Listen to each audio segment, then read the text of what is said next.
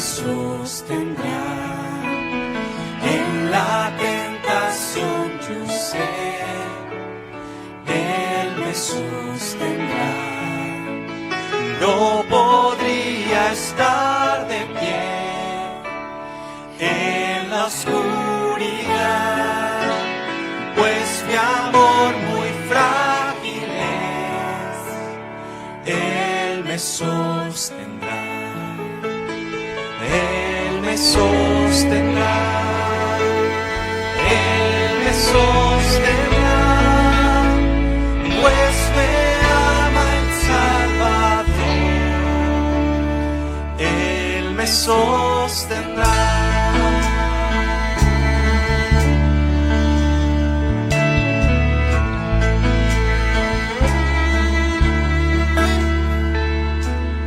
Él se goza en quien salvó. Él me sostendrá ante el precioso sol. Él me sostendrá. Sus promesas fieles son, mi alma guardará. Alto precio Él pagó. Él me sostendrá. Él me sostendrá. Él me sostendrá, pues me ama el Salvador. Él me sostendrá.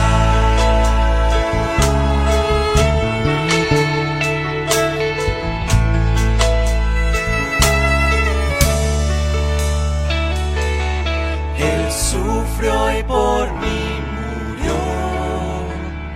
Él me sostendrá. La justicia Él cumplió.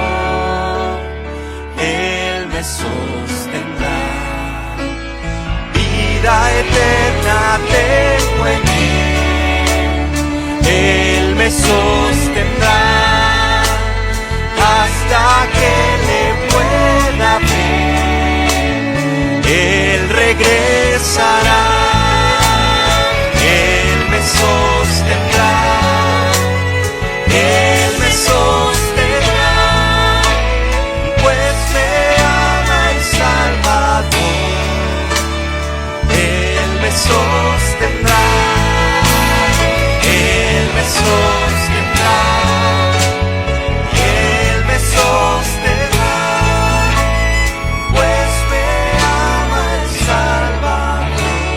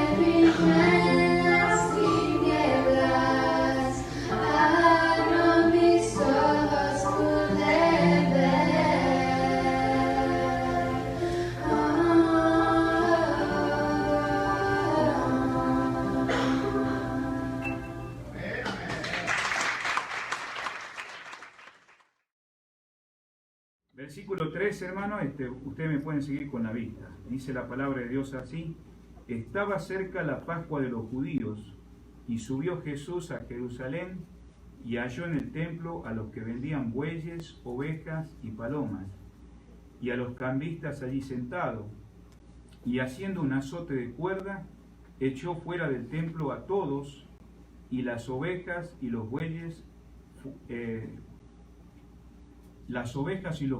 y esparció las monedas de los cambistas, y volcó las mesas.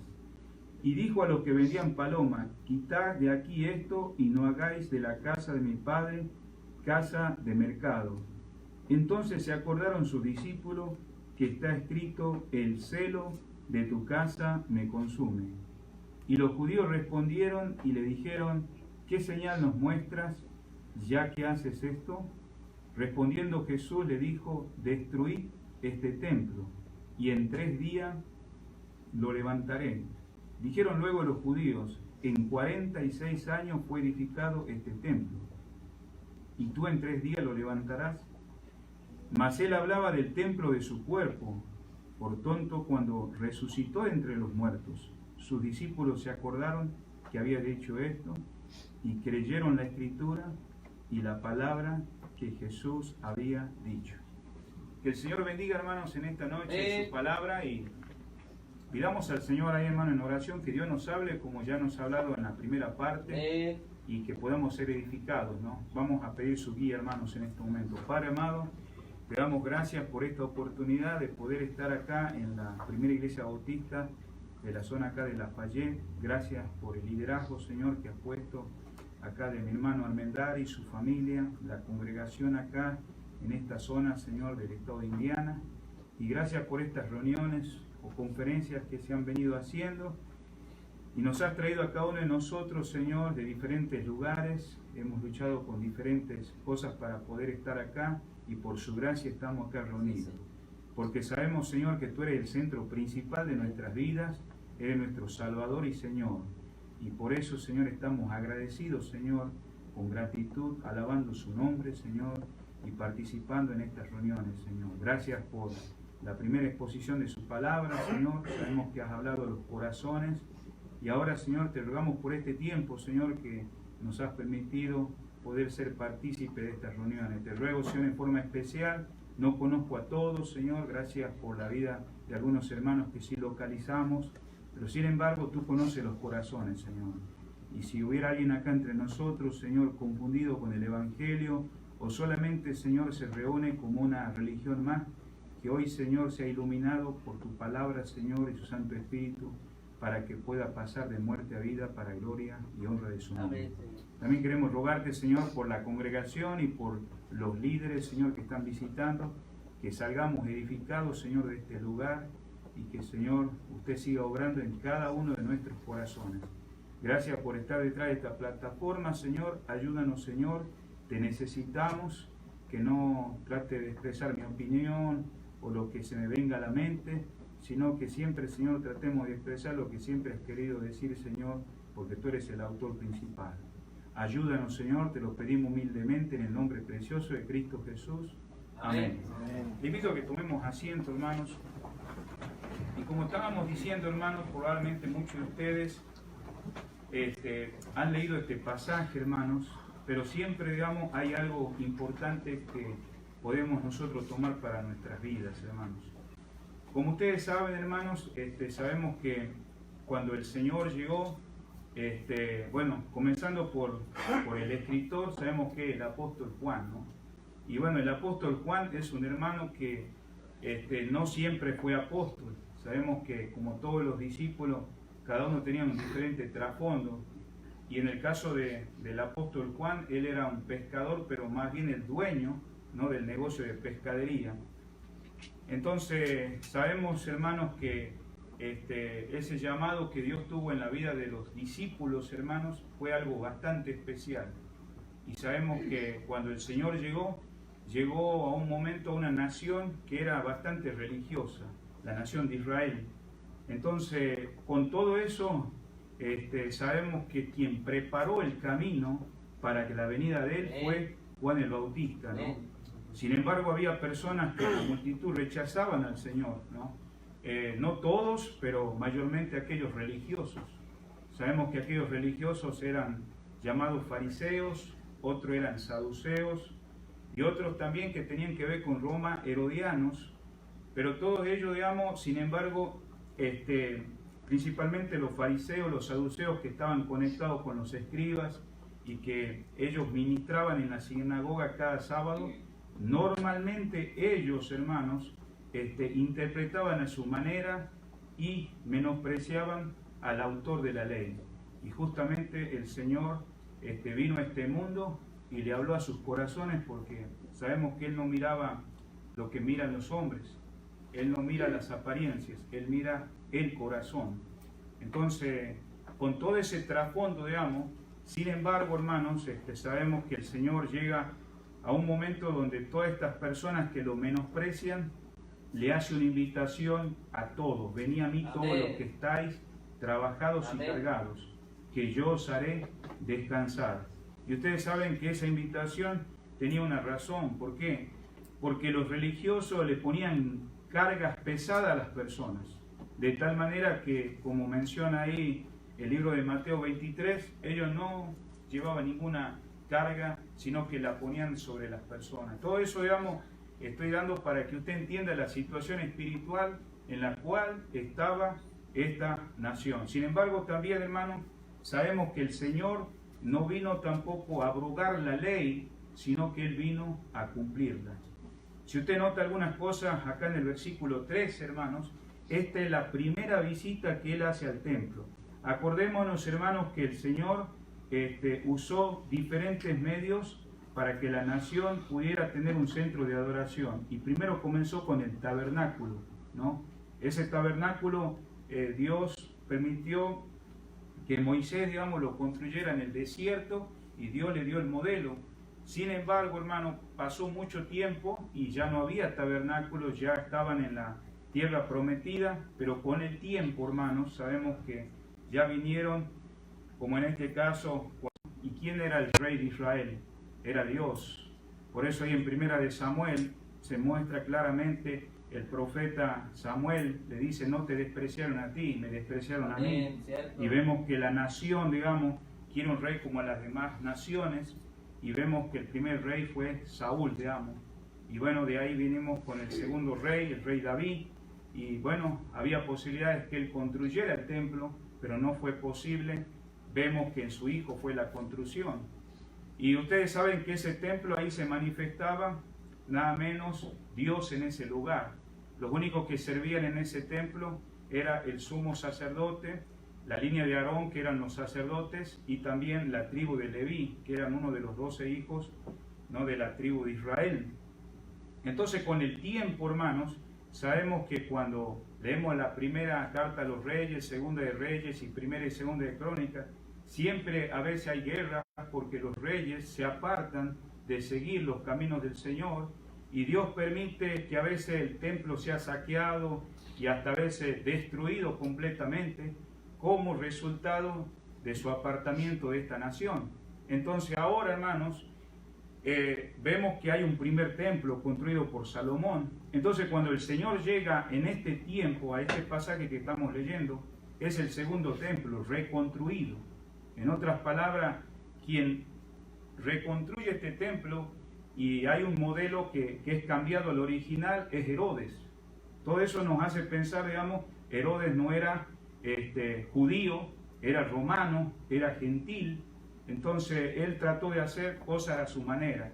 Y acordémonos, hermanos, que la nación de Israel tenía personas al frente.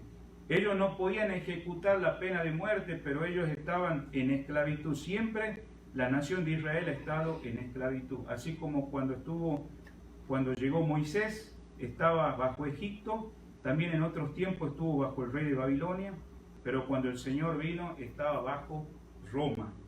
Entonces, el Señor, hermano, no vino para abrogar la ley. Por eso dice el versículo 3, estaba cerca la Pascua de los judíos y subió Jesús a Jerusalén. O sea, se quedaron algunos días, si usted ve el contexto ahí en el versículo 12. ¿Por qué, hermanos? En Capernaum y ahora iban a ir a Jerusalén.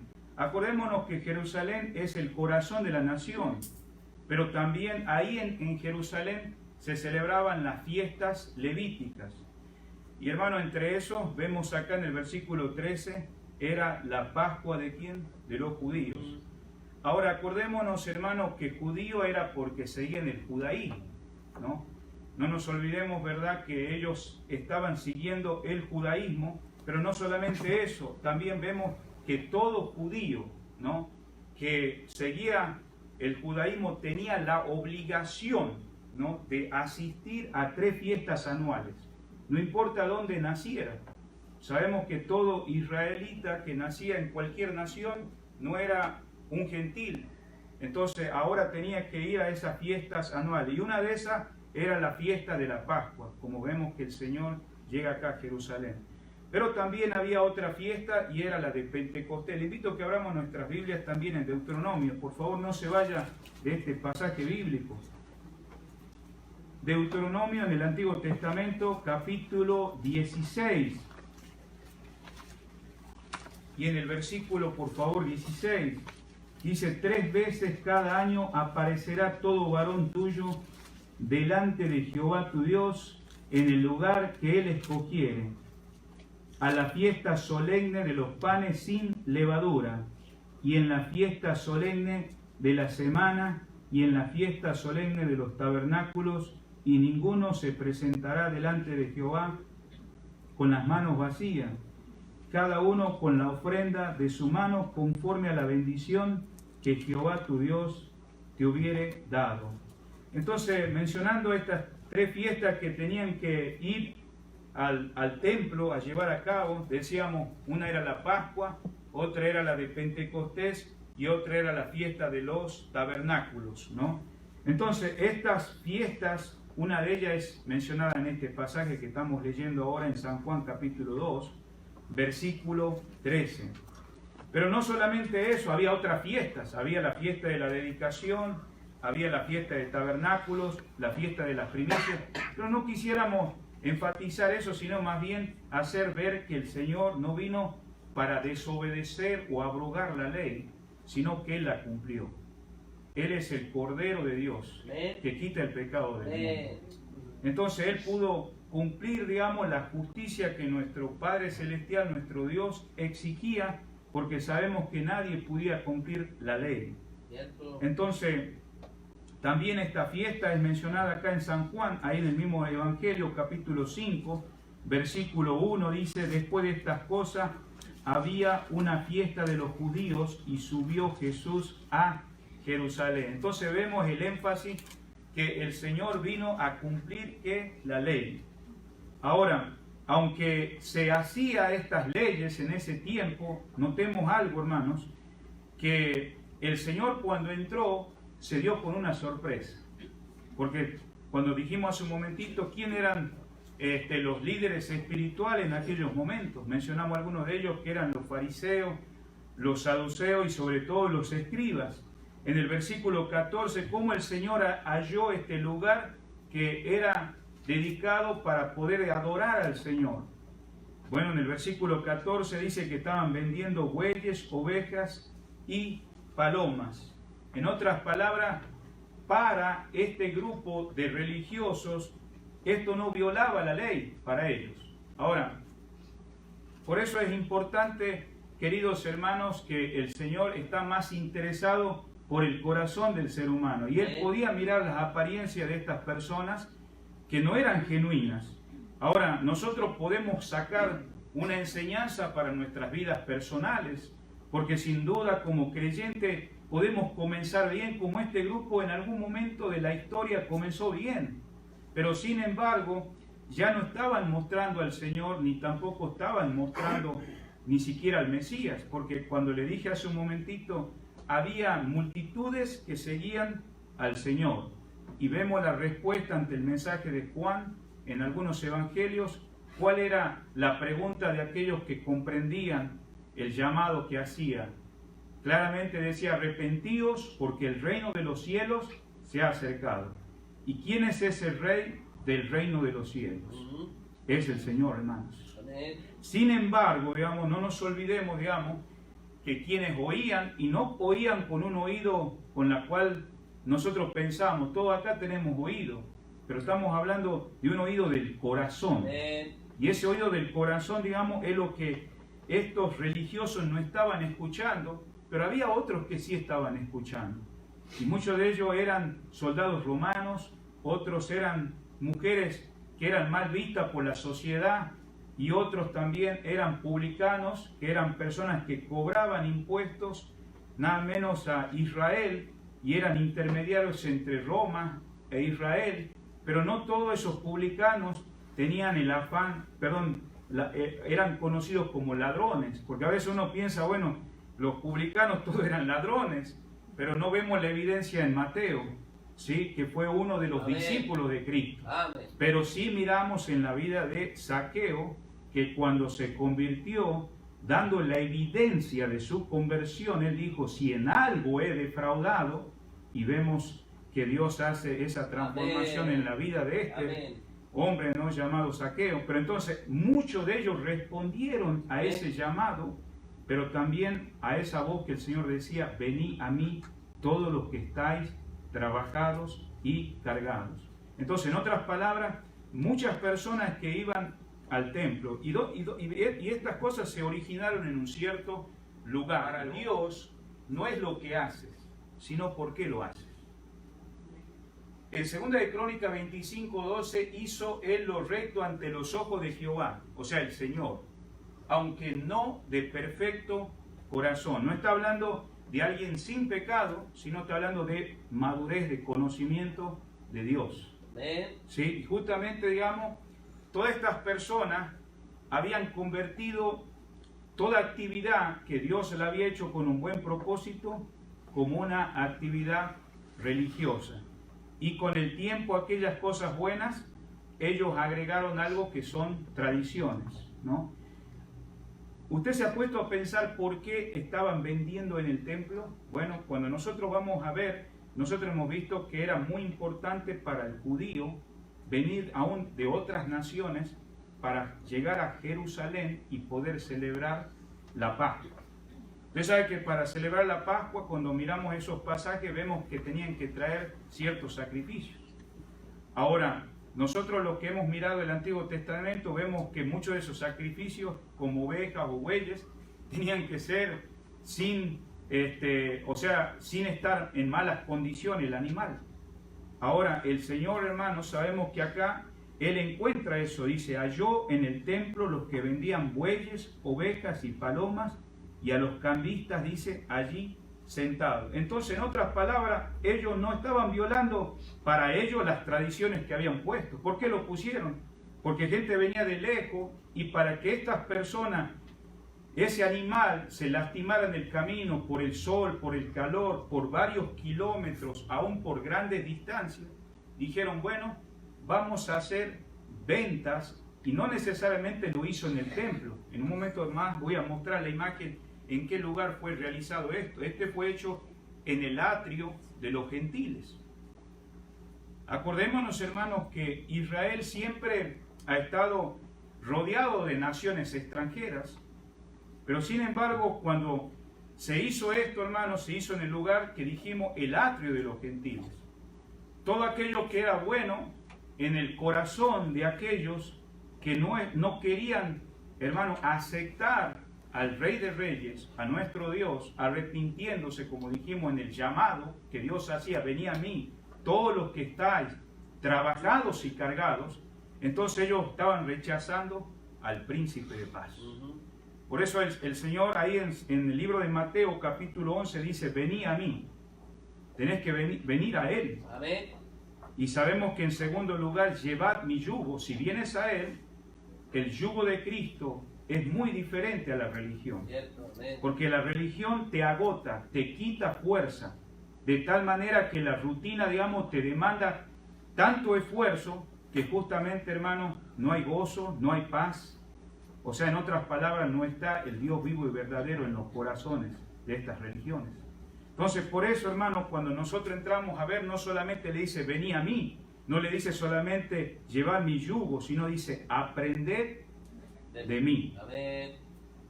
Ellos no estaban llevándolo, los religiosos no estaban llevando a la gente a Cristo, estaban llevando a la gente, ni ellos entraban, ni tampoco dejaban entrar a los que querían entrar, pero gracias a Dios por personas que preguntaron ¿qué haremos? Y esas personas que oían el mensaje de Juan, el resultado, digamos, de su arrepentimiento interior, iban al río Jordán y eran bautizados. Con el tiempo muchos de ellos fueron llamados después discípulos de Juan. Amén. Ahí podemos ver en el contexto ahí del capítulo 1, uno de ellos era Andrés, era Juan, pero sin embargo cuando ellos escucharon la voz de Juan el Bautista, he aquí el Cordero de Dios, estaba diciéndole claramente, yo ya mengué, es necesario que Él crezca, yo ya terminé mi trabajo. Por eso damos gracias a Dios que Dios nos usa a muchos líderes, aún personas para llevar el Evangelio, pero el que hace la obra es Dios. Cierto, amén. Y no estamos para seguir, digamos, a los hombres, gracias a Dios por los hombres que nos guían, pero sin embargo el objetivo es seguir al Señor. Amén. Entonces estos hombres, digamos, hablando de los que eran discípulos de Juan, que respondieron al llamado del Señor a través de la vida de Juan, ahora ellos siguen al Señor y ahora ellos buscan al Señor. Y cuando buscan al Señor, ahí en el capítulo 1 dice, ¿por qué ustedes me buscan? Y es que ellos querían el Señor definir si ellos iban a seguir a Juan o iban a seguirle a Él. Hermanos, en nuestros días sabemos que hay muchas personas que hacen profesiones de fe. Y gracias a Dios por esas profesiones de fe. Pero el Señor también quiere definir en un tiempo dado, cuando tengas un encuentro personal, ¿por qué le estás siguiendo al Señor? Amén. Hay muchos motivos egoístas en el corazón del ser humano, pero sin embargo, hablando de Andrés y hablando de estos hombres que en un momento dado eran seguidores de Juan el Bautista, ahora ellos moran con el Señor todo un día completo y sus vidas completamente Amén. quedan cambiadas. Amén. Porque el Señor, cuando Él le dice, ¿qué buscan? Ellos preguntan, ¿dónde moras? Y cuando ellos preguntan, el Señor le dice, venid y ve. Por eso es importante, digamos, como vemos a través de la palabra de Dios, no estar siguiendo lo que justamente estos hombres, hablando religiosos, habían puesto como algo bueno al principio, pero con el tiempo estaba obstaculizando para que otros pudieran conocer al Señor. Continuemos, hermanos, con esto. Entonces vemos acá que estas tradiciones, hermanos, puestas, estaban, hermanos, menospreciando al Señor. Ahora, continuemos, hermanos. Algo muy importante que tenemos que tener en cuenta, que con el tiempo, hermanos, nosotros miramos a través de la palabra de Dios también los samaritanos. Los samaritanos también son hebreos, hermanos. Son también, hermanos, de la descendencia de Israel. Sabemos que hubo reyes en Israel, mencionamos un momentito a Saúl, y vemos después al rey David, después continúa Salomón, y aquí en esta breve división entramos a ver, digamos, que entra a dividirse el reino del norte y el reino del sur. El reino del norte comprende Samaria y el reino del sur Judá. Con esto, hermano, se forman dos religiones siguiendo al mismo Dios. Y eso, hermano, no viene desde que el Señor encontró a la mujer samaritana en San Juan. Esto venía por miles y miles de años, hermanos. Amén. Entonces, hermano, todo eso va creciendo de tal manera que el Señor enseña a los discípulos qué importante es tener compasión del prójimo cuando Él empieza a enseñar las parábolas a los discípulos. Porque sabemos, hermano, que aunque Israel, hermano, estaba ahí cerca a Samaria, ellos ni llegaban hasta ahí. Por eso cuando yo hablé que quién es el escritor del Evangelio según San Juan, es el apóstol Juan.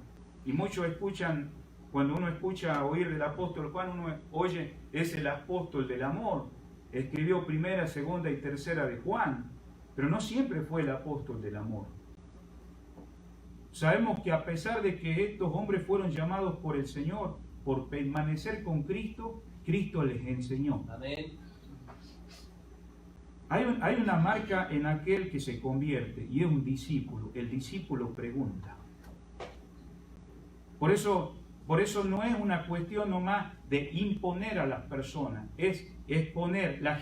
Los discípulos no le tenían miedo al Señor. Por eso hay una diferencia en el fariseísmo. La gente tenía temor a los hombres, tenía temor a la religión. Pero en el caso de Cristo, hermanos, con sus discípulos manifestaban cosas aún de su carácter. Vemos a Juan en un momento dado de su vida que cuando habían andado, hermanos, predicando un día completo con el Señor y los demás discípulos estaban cansados y los samaritanos no lo recibieron bien. Y había visto, hermano, al Señor en su transfiguración, nada menos que a Elías y a Moisés. Y basó un pasaje, dijo, no hay un pasaje ahí donde dice que Elías mandó fuego del cielo, ¿por qué no pedimos a esto y que lo quemen a todos estos samaritanos? Si te das cuenta, digamos, que el cristianismo, hermano, Dios transforma la vida. O sea, Dios hace un cambio de adentro para afuera. No está haciendo una reforma exterior que estaban haciendo los religiosos, hablando del tiempo que justamente cuando el Señor llegó lo estaban despreciando a Él. Ahora, con esto, hermano, en mente podemos ver que todo eso cambió en la vida de Juan. ¿Y cómo podemos ver eso, hermanos? Porque el Señor fue claro con los discípulos, le dijo, ¿ustedes de qué espíritu son? ¿Sí?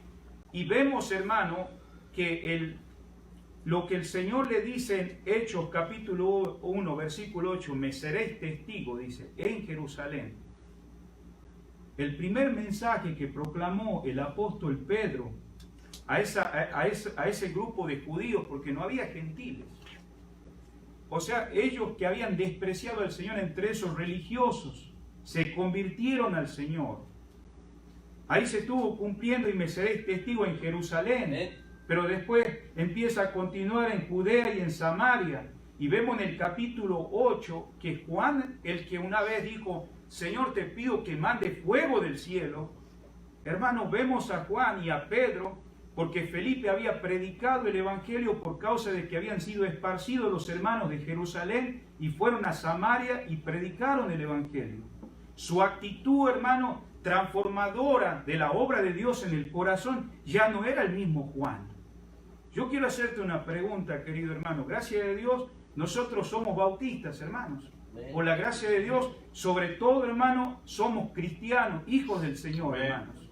Y si solamente nosotros vamos a estar con cuestiones exteriores que no son cosas malas, pero no comienza adentro la transformación, tenemos que examinar el cristianismo. Por eso estamos mirando, hermano, que ahora cosas como en estos hombres fueron transformados, a pesar de que, hermanos, podemos ver que aún los fariseos habían enseñado acerca del perdón. Ustedes saben que hay pasajes en el Antiguo Testamento donde se habla que por 3 cosas revocaré y la cuarta no revocaré. Y de ahí ellos basaban, los fariseos, es que a la cuarta vez yo tenía el derecho de que aquel que me ofendía, yo pararme y tomar una actitud vengativa. Cuando el Señor llegó, Él enseñó claramente, hermanos, si alguien te ofende 7 veces, perdónale. Pero acordémonos, hermanos, que ya había religión en el tiempo del Señor. Entonces Pedro y los discípulos, hermanos, escucharon lo que antes se había enseñado. Ahora el Señor viene con algo nuevo. Pero todavía Pedro, hermanos, no le tiene temor al Señor. Solamente hasta 7 veces, porque si 7 veces me ofende, entonces yo puedo tomar la 8ª para vengarme. Y el Señor le tiene que decir, no, Pedro, no solamente 7 veces, sino hasta 70 veces 7. Dios tiene que cambiar la mente, el corazón de todas las cosas, porque, hermano, Dios nos ha puesto con un propósito y debemos saber de dónde venimos, por qué estamos acá en la tierra y hacia dónde vamos, hermanos. Entramos en una palabra que no la vas a encontrar en la Biblia, pero sin embargo es una palabra muy mencionada en estos últimos tiempos y se llama legalismo. ¿Y qué es el legalismo, hermano? Es tomar la ley y aislarla de Dios, quien dio la ley, el legalismo no busca obedecer a Dios ni honrar a Cristo, sino que obedece reglas que carecen de cualquier relación personal. Por eso los fariseos no querían tener una relación con Cristo. Los discípulos tenían una relación con el Señor y tenían una libertad de cómo poder andar, porque sabemos que, hermanos, no era un temor al hombre. Ellos querían agradarle al Señor, a su Maestro, a Cristo Jesús. Por eso vemos acá, hermanos, que esto que había sido dedicado con un propósito, por eso volvamos al Evangelio según San Juan, capítulo 2. Hermano, nuestro Señor, hermano, aparece de repente en el templo. ¿Y qué empieza a hacer? A limpiar la casa. ¿Sí? Vemos, hermano, que sacó a los cambistas, sacó a los bueyes, a las ovejas. Sin embargo, hermanos, Él dejó, hermano, a las palomas. Es interesante por qué dejó a las palomas. Porque, hermano, siempre el Señor amó al prójimo. Y los que podían ofrecer menos sacrificio era poner palomas en aquellos tiempos.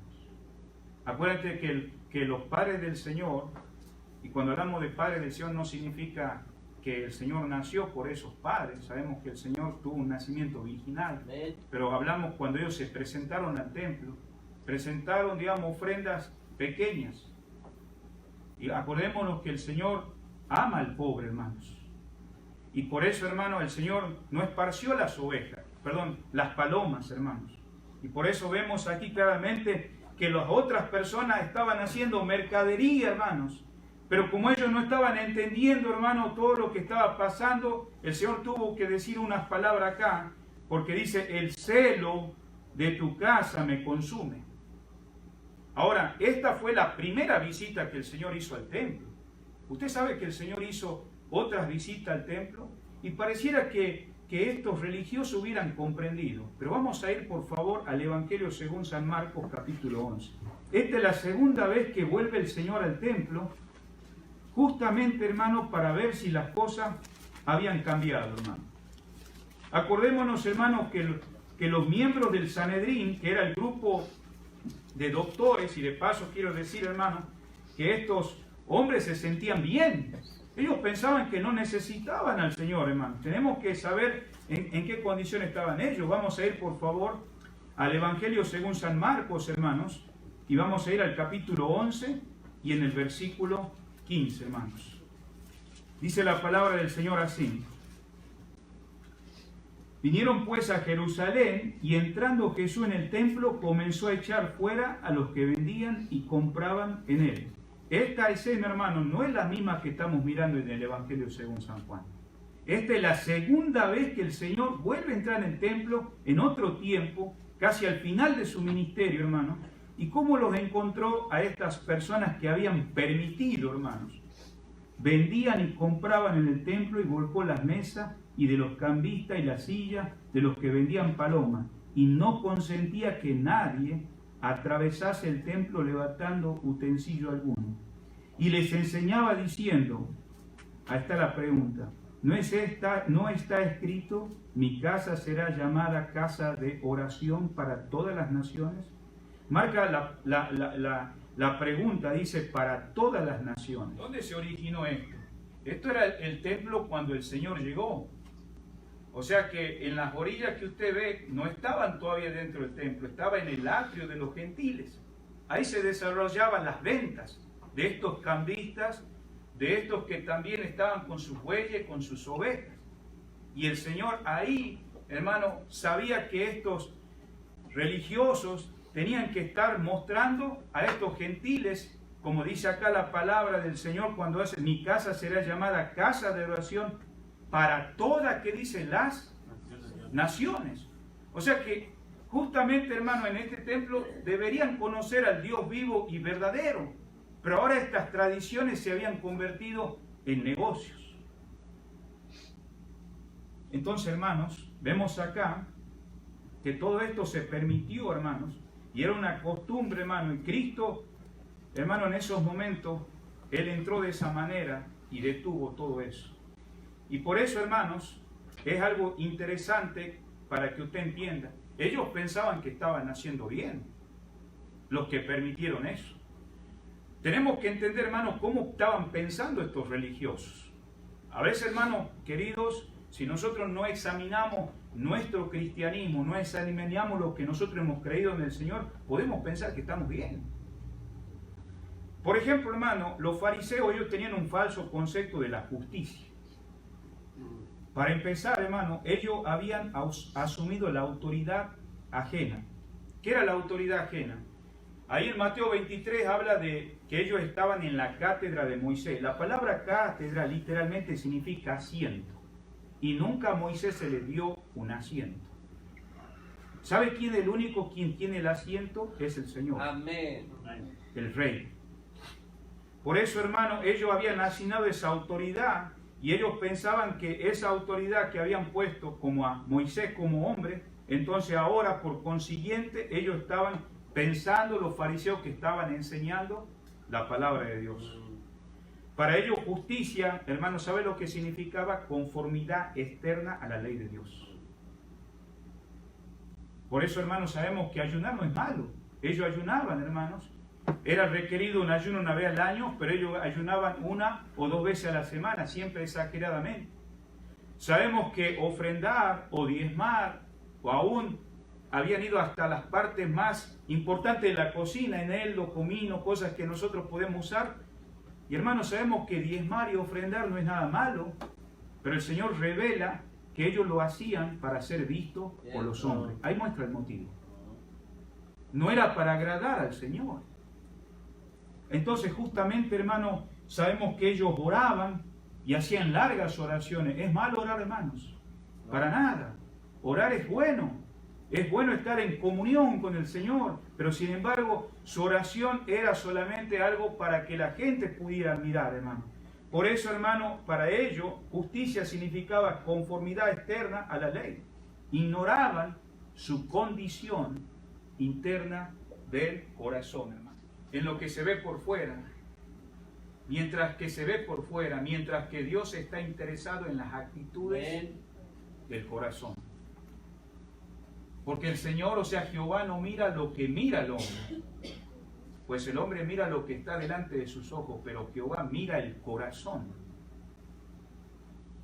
Y estos hombres sabían estos pasajes, pero ellos ignoraban su condición eterna. La religión consistía en obedecer numerosas reglas, de tal manera que aún las cosas más minuciosas, como detalles de la vida, incluyendo las especies que estábamos diciendo, ahí puede verlo claramente en el versículo 23-24 de Mateo, ahí usted anótelo, por el tiempo no vamos, se cuidaban aún de decir palabras correctas, de cumplir ceremonias, pero no obedecían la ley de corazón.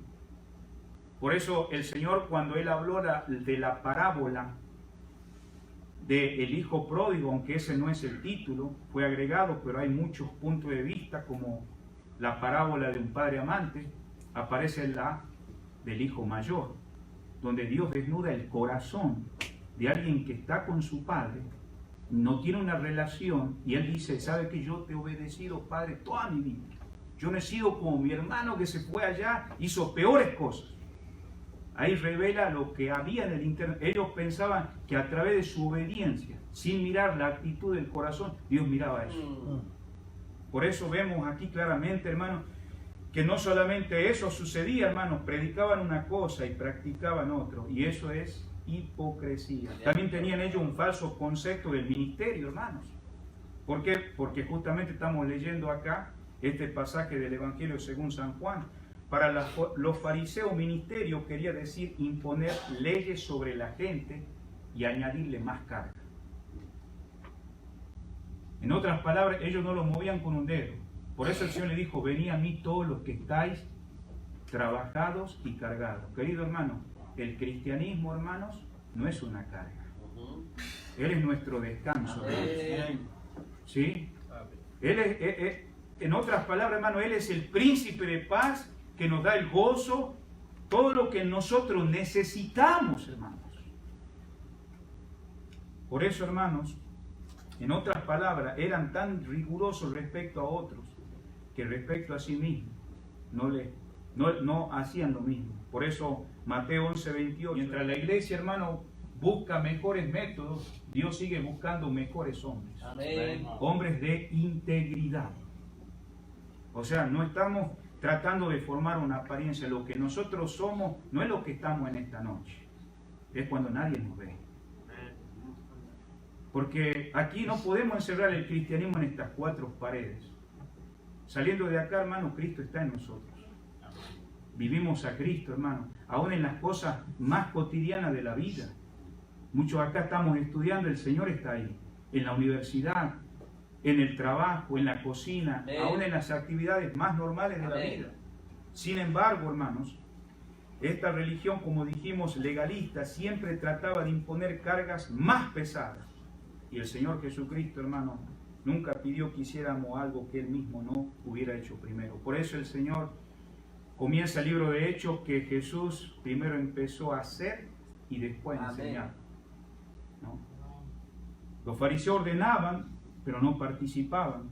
Eran dictadores religiosos, hipócritas y no líderes espirituales. Pero también, hermanos, tenían ellos, estos hombres, un falso concepto de la grandeza. Por eso en Mateo capítulo 23, versículo 5, ellos anhelaban el hecho de las palabras, ¿no?, de que ellos sean llamados maestros. Ahí usted puede ver el versículo 5 de Mateo. O sea, ellos querían el reconocimiento, querían el elogio. ¿De parte de quién? De los hombres. No se preocupaban en cuanto a la aprobación divina. ¿Y quién es la aprobación divina? El Señor. Amén. Usaban su religión para atraer la atención y no para glorificar al Señor. Por eso es importante ver, digamos, que el Señor, hermanos, pensó que pudieran haber entendido estos hombres y al regresar al templo se da con lo mismo. Porque justamente, hermanos, no había habido un cambio en ellos interior, hermanos. Sabemos que la iglesia está puesta, hermanos, para impactar a una sociedad, hermanos, que va cambiando. Vivimos en tiempos, hermanos, que todo el tiempo el mundo está cambiando más y más y más y va a haber más cambios. Sin embargo, nosotros, hermanos, sabemos que tenemos que diferenciar si nosotros a través de cosas que primeramente la gente que no conoce al Señor no lo estamos impactando, hermanos, con la vida de Cristo, o nosotros queremos, hermanos, tratar de formar personas que todavía no entiendan el Evangelio por nuestra falta de paciencia. Ellos no son creyentes y solamente hay cambios exteriores, hermanos. Por eso tenemos que tener mucho cuidado, hermanos, y en este tiempo estas personas estaban teniendo personas a la fuerza, hermanos. Y justamente, hermanos, anhelaban esas cosas, hermanos. No solamente anhelaban esa palabra maestro que significa rabí, grandioso, pero también, hermanos, ellos anhelaban el título de padre. Ahí lo dice en el versículo del 7 en adelante. O sea, en otras palabras, no significa que está mal decir papá, pero estaba refiriéndose, hermano, a un líder espiritual, hermanos. Y por eso, hermano, el Señor puso claramente, hermano, que la verdadera grandeza, hermano, entre los discípulos era servir a otros. Amén. Y no obligar a otros a que nos sirvan, hermanos. Amén. Por eso, hermano, el Señor tuvo que mostrar a los discípulos poniéndose la toalla y empezar a lavar los pies. La verdadera grandeza viene solo de Dios cuando le obedecemos, hermanos. Amén. Y no nos tratamos de exaltar a nosotros mismos. Cierto, amén. Cuando entendemos el asunto de santidad, no podemos hacer en las cuestiones de la santidad para el creyente de Cristo, no es una opción, sino es el estilo de vida del creyente. Imitemos a Cristo. ¿Qué dice la palabra en 2 de Pedro 2:21? Pues para esto fuiste llamado, porque también Cristo padeció por nosotros, dejándonos el ejemplo, Amén. para que sigáis su piezada, el cual no hizo pecado, ni se halló engaño en su boca, hermanos. Por eso, hermanos, cuando el Señor encontró a Natanael, en el contexto de este capítulo que hemos leído, y él dijo algo cuando lo miró a Natanael, hablando de que no había habido hombre en Israel como él, ¿no?, en cuanto a su vida. No se estaba refiriéndose a su presente, se estaba refiriendo a su futuro. Porque Dios tiene un plan y un propósito, hermano, en cada uno. Como le dijo a Simón, vas a ser llamado Pedro. Pero en ese momento no era Pedro. Pero con el tiempo, hermano, Dios iba a hacer una obra como lo hizo en Juan y en los demás discípulos, hermanos. Por eso, hermano, qué maravilloso ver la obra que Dios hace y cómo realmente los seguidores de Él sí son transformados. Volviendo a San Juan, hermanos, capítulo 2. Amén.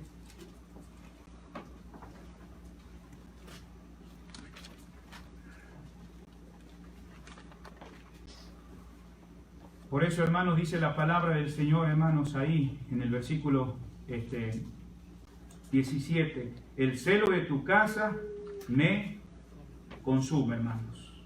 Hermano, el Señor es celoso. Su santidad no se mide con cuestiones, con corazones humanos. Él es santo. Y la santidad no se mide como nosotros lo miramos en nuestras mentes. Justamente, hermanos, es algo importante que tenemos que tener en cuenta. Los judíos, en el versículo 18, respondieron y le dijeron, ¿qué señal nos muestra? Ya que haces esto. Hermano, el Señor nunca hizo señales a las personas que no miraban. Cierto, amén.